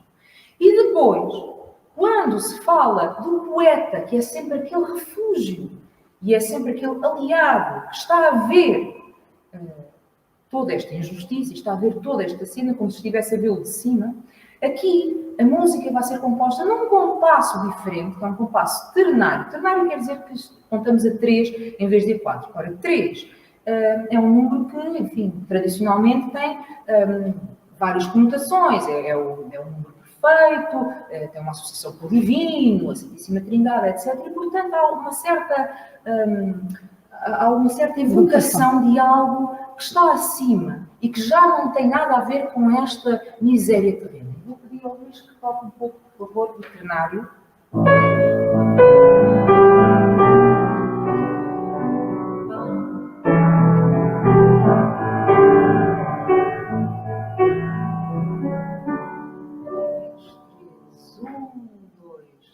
Aqui já é uma coisa diferente. E, portanto, temos musicalmente estas duas partes. A modinha, como, enfim, já pude mencionar, tradicionalmente é uma mistura de várias coisas, de várias influências. Havia modinhas com muitos elementos brasileiros, outras com mais elementos europeus, etc. Esta tem a particularidade de ter uma linha musical muito italianizante, não é? Fruto da aprendizagem do compositor, mas tem depois, curiosamente, toda a parte brasileira no texto, Narciso Amália, que é extremamente forte e que realmente, enfim, como já foi dito e mencionado aqui neste evento, e muito bem, aponta para uma crítica social.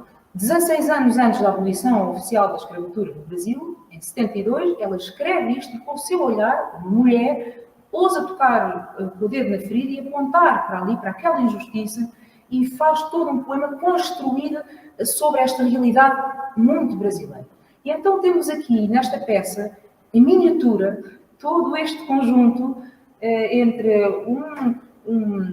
uma realidade social e uma evocação diáfana entre o modelo italianizante e a crítica à realidade brasileira. Aqui temos todo este espaço onde se desenrola toda esta modinha.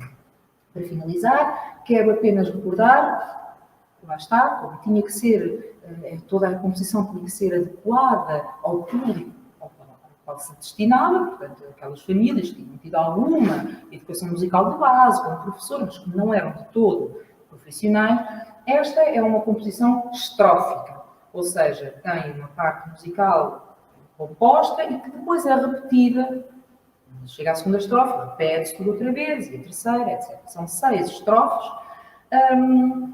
Nós vamos tentar variar, criar ambientes para cada uma destas estrofes. Eu, pensando na prática da época, vou manter o meu sotaque português e lisboeta, porque recordemos que estas peças tinham uma popularidade enorme no espaço transatlântico. Elas circulavam do Brasil para Portugal, de Portugal para o Brasil, e, portanto, eram cantadas pelos diversos sotaques nas diversas formas. Nós vamos manter aqui um ambiente informal, da tertúlia, do encontro, típico destas modinhas, e vamos então tratar de recriar, com muito prazer e com enorme honra, esta modinha, o Africano do Poeta, com texto de Narcisa Amália e música de João Gomes de Araújo. Muito obrigada.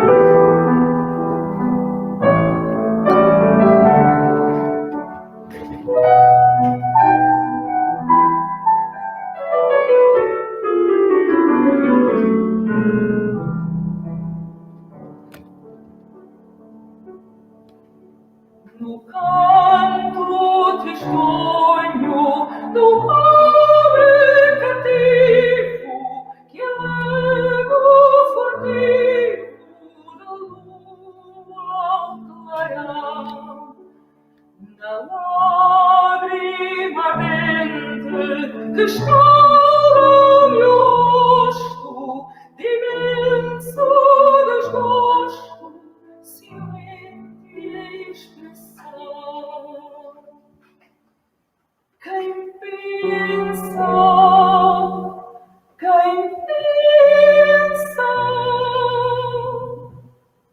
o poeta que as carnes sentiram conserta os gemidos do seu coração.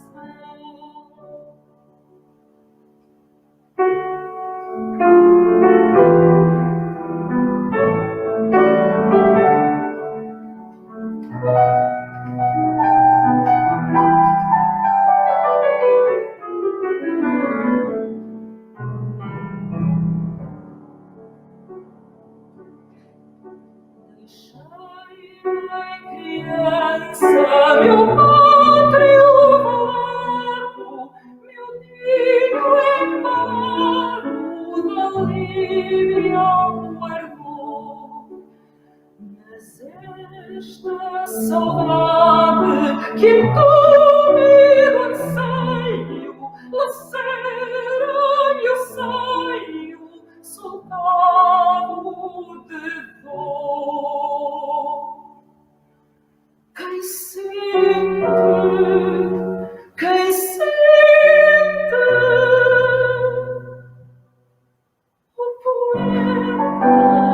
o poeta que o exílio descerra, que vive na terra de místico amor.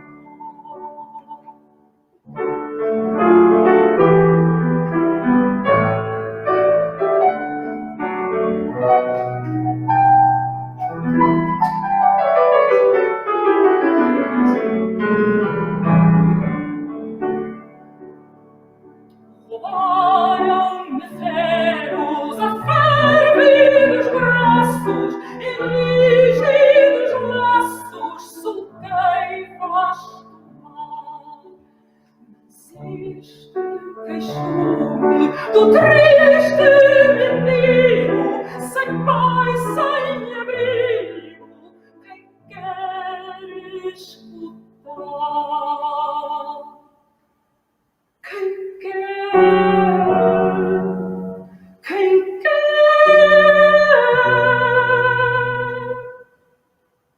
o poeta que estende os mistérios aos passos sidérios, desejei levar.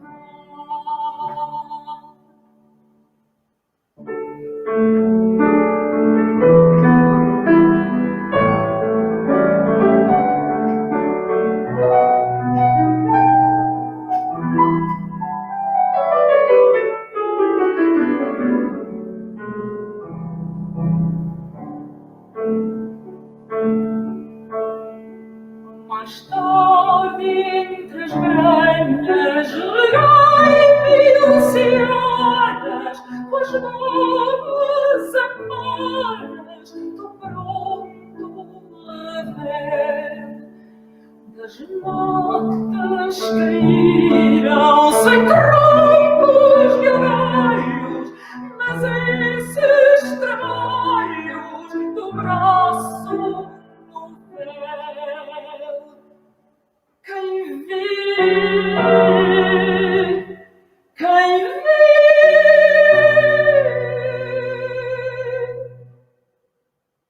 o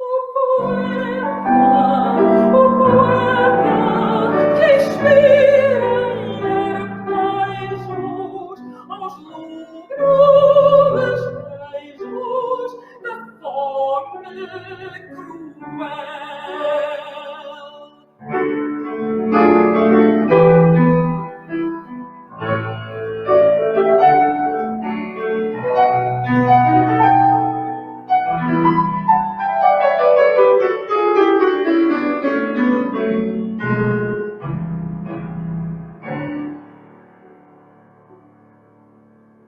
Pois o castigo cruento, maldito, caiu no proscrito que assim crestou, coberto de chagas, sem lar, sem amigos, só tendo inimigos.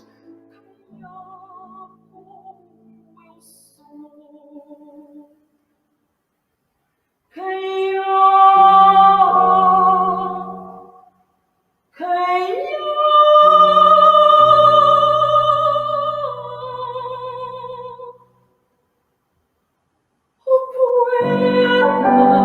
o poeta que a chama divina, que o orbe ilumina na fronte selou.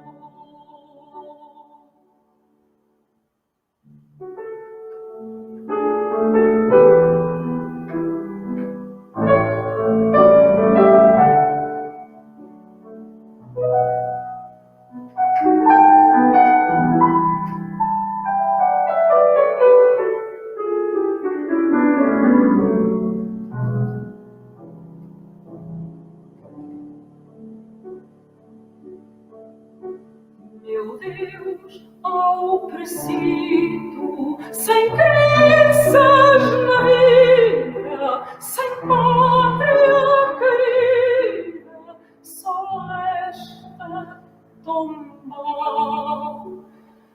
Mas cai uma prece na campa do escravo, que outrora foi bravo, triste ave azul.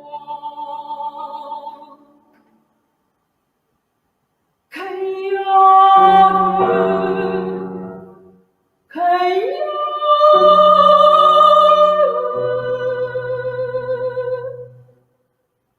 o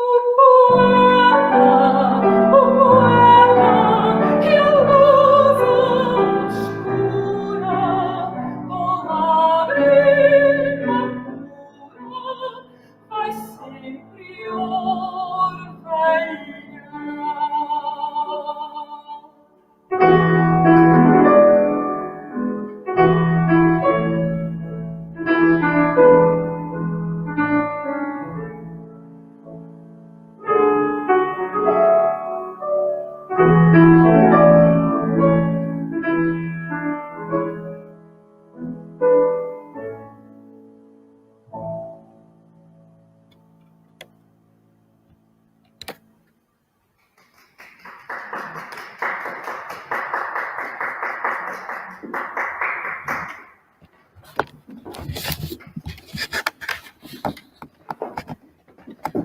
Creio que cumprimos assim a nossa programação e esta era a altura em que devia passar as legendas, mas como não sabemos fazê-lo, é quase pecado estar aqui a macular esta presença tão bem casada entre a voz e o piano de dois grandes e generosos artistas. As legendas, então, agora agradecem à Biblioteca Nacional,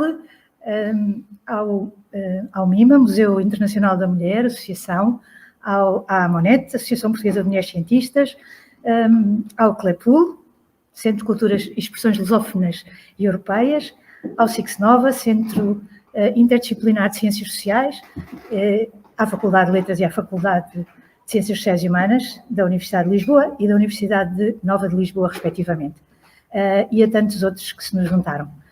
À UF, que no Brasil permitiu também esta passagem de voz e imagem em trânsitos atlânticos, também aqui referenciados, e deixava só uma pergunta que não levarão certamente a mal. Afinal, quando falamos da autoria feminina e analisamos determinadas autoras, havia quem dissesse, creio que já não dirá, uma vez que não estão cá, e outros porque terão que refletir a partir destes estudos e destas apresentações que foram feitas por quem estudou. Já não há, diziam, são só os poemazinhos, acho que ninguém poderá dizer já que subjaz à poesia, como diz, e bem, a letra da composição poética de Narcisa Amália, quem poderá dizê-lo? O poeta. É a voz que hoje deixamos e que é a universalidade dos saberes e nestes tons, então, que unem Portugal e Brasil, muito em particular. Do meu lado, obrigada, Ana, por teres aceito este desafio e teres sonhado comigo esta loucura e termos conseguido trazer a muitos um bocadinho da grande Narcisa Amália. Obrigada.